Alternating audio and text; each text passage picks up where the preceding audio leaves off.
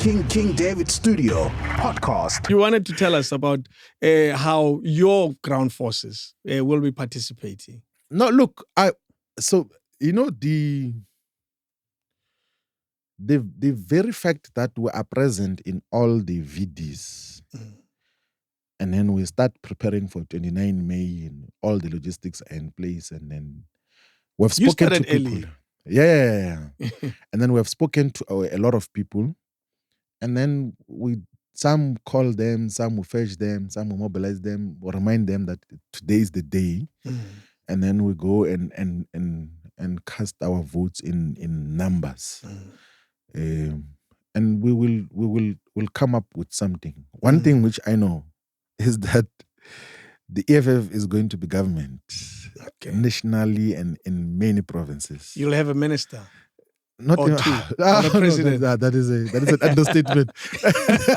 Am I It's a pitching you too low? that is way I too low. apologize. That is way too low. You'll have a president. We are going to have a president. Once we have, there's no outright winner. Ramaphosa must tell us why must he be a president. And why should the ANC feel Ramaphosa to be president when they didn't? He may not call you though. Who he is may he call somebody else. Like what? The DA. Yeah. Let me tell you something, right? The ANC will not have an alliance with the DA. And the dynamic about that is largely due to the generational issues as well. Yeah. Like majority of the ANC provinces are led by our generation. Okay. Yeah, by people whom we conducted induction workshops of. Before you left. Yeah, before we left.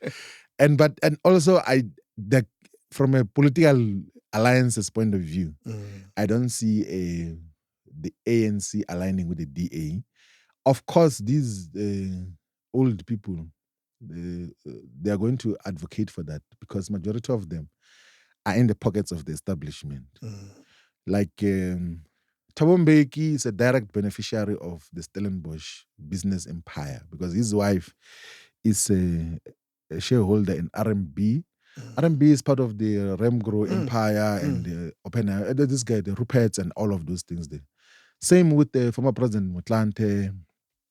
Same with the Metal Power sides. He is always begging for access to the main table. All those so-called veterans are being fed by South Africa's white capitalist establishment. So those ones, all of them are going to say, please go and work with the DA because it safeguards their private interests. But the younger generation will not do that.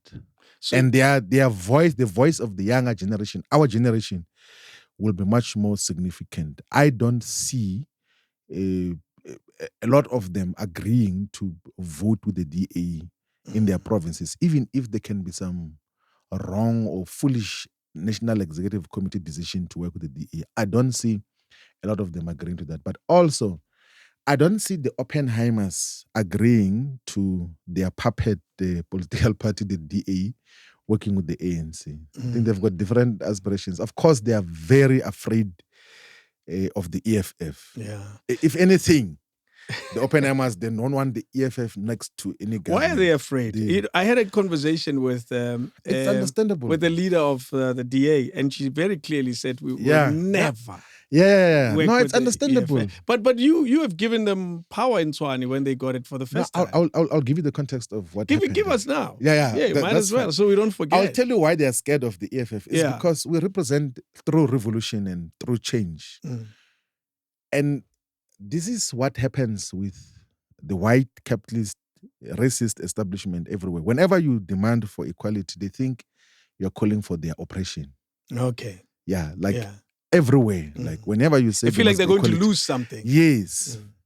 And the EFF's agenda is going to uproot white supremacy and white domination in the economy. They know that. And it's unapologetic about that. That is what they're fearful of. And they know that we are not about to compromise. So, of course, if they know that we're going to uproot their undue dominance over South Africa's economy and therefore society, they therefore are possibly correct to characterize us as the enemy number one. To be fearful. And then they are fearful, and we are not going to tiptoe around that, and we're not going to change. We're not going to assure white people that we're not going to uproot their white domination and economic undue dominance. We are going to do it. Okay. Yeah. So that one, they must be. So they. And we are unapologetic about it. CAC came out saying we will not chase them to the ocean. Though. Yeah, we're not chasing them to the ocean. Yeah. We're just going to undo their economic domination because it happened due to colonialism and apartheid and racism. We're not going to chase anyone to the ocean.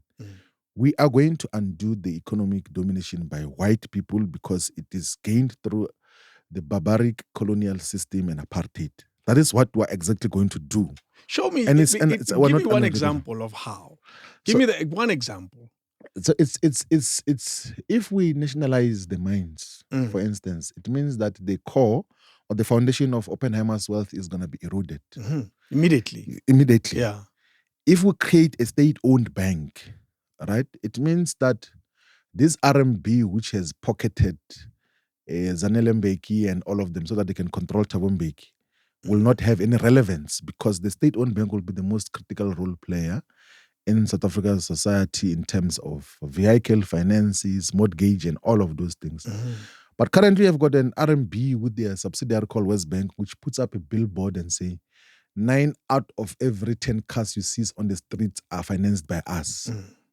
Like, and then no one says anything about it. Not even the Competition Commission says anything. They're celebrating their achievements. But how do you justify that? Like where monopoly is even saying, we're monopolistic like that. We are good at what we do. No, that even through capitalist laws and regulations is not permissible. Yeah. Even through even under capitalist laws of neoliberalism, they always say there must be institutions that regulate competition.